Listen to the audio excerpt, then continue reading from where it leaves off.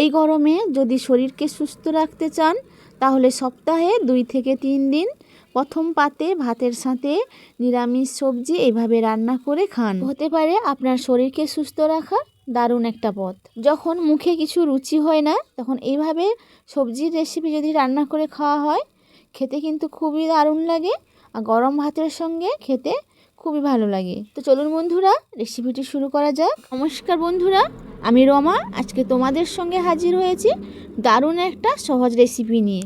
নিরামিষ রেসিপির জন্য আমি এখানে কিছু সবজি কেটে নিয়েছি। 200 গ্রাম ঝিঙে, 200 গ্রাম ঢ্যাঁড়স আর একটা মিডিয়াম সাইজের আলু আমি কেটে নিয়েছি। তোমরা যদি চাও আরও অনেকটা সবজি দিতে পারো, আরও অনেক রকমের সবজি ব্যবহার করতে পারো। উনান জ্বালিয়ে কড়াই বসিয়ে রেখেছিলাম। কড়াইটা গরম হতে পরিমাণ মতো সাদা তেল দিয়ে দিচ্ছি। ফোড়নে দিয়ে দিচ্ছি ছোটো চামচের 1 চামচ 5 ফোড়ন, 1 চামচ গোটা জিরে আর 2 থেকে 3টে শুকনো লঙ্কা আর একটা মিডিয়াম সাইজে টমেটো কুচি করে রেখেছিলাম দিয়ে দিচ্ছি।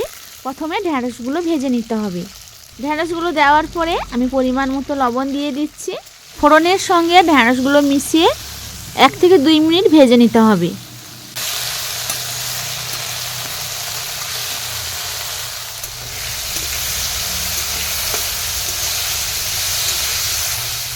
ঢ্যাঁড়সগুলো ভাজা হয়ে গেছে। বাকি যে সবজিগুলো ছিল ওইগুলো দিয়ে আবারও কিছুক্ষণ নেড়েচেড়ে ভেজে নিব। কিছুক্ষণ সময় নিয়ে সবজিগুলো ভাজতে হবে। ততক্ষণে বন্ধুদের বলছি কে কোত্থেকে দেখছো আমাকে কমেন্ট করে অবশ্যই জানাবে। তোমরা যদি একটা কমেন্ট করো তাহলে কিন্তু পরবর্তী ভিডিও বানাতে আমরা খুবই উৎসাহ পাই। আর আমার ভিডিওগুলো যেসব বন্ধুগুলো দেখে থাকো তাদের কাছে অনুরোধ রইল আমার চ্যানেলটিকে সাবস্ক্রাইব করে আমার পাশে থাকা। আর ভিডিও যদি ভালো লাগে তাহলে বন্ধুদের মধ্যে শেয়ার করে দিও। আর একটা লাইক, একটা কমেন্ট অবশ্যই আমাদের প্রয়োজন। বলতে বলতে সবজিগুলো ভাজা হয়ে গেছে। আমি 1 চামচ মতো হলুদ গুঁড়ো দিয়ে আবারও নাড়াচাড়া করে নিব। তারপরে পরিমাণ মতো জল দিয়ে দিব। আমি কিন্তু এখানে একটুও লঙ্কা ব্যবহার করিনি। তোমরা যদি চাও এর সঙ্গে লঙ্কার গুঁড়ো ব্যবহার করতে পারো। তো আমি জল দিয়ে দিলাম পরিমাণ মতো। যে যেমন ঝোল খেতে পছন্দ করো তেমনটাই জল দিবে। ভাজতে ভাজতে সবজিগুলো কিন্তু অনেকটাই সেদ্ধ হয়ে গেছে। তাও আমি 1 মিনিট মতো ঢাকা দিয়ে দিব।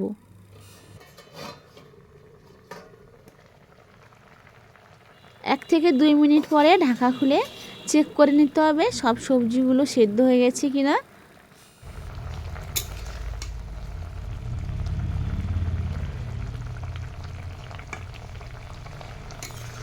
তো বন্ধুরা তোমরা কিন্তু দেখতেই পেয়েছো সব সবজিগুলো আমার সেদ্ধ হয়ে গেছে। তরকারির ঝোলটা কিন্তু অনেকটাই গা মাখা হয়ে গেছে। তো আমি এরপরে একটু 1 চামচ মতো জিরে গুঁড়ো ছড়িয়ে নামিয়ে নিব। তো আজকের রেসিপি তোমাদের কেমন লাগলো বন্ধুরা? নিশ্চয়ই ভালো লেগেছে।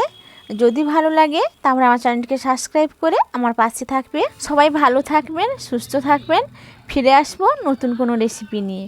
টাটা।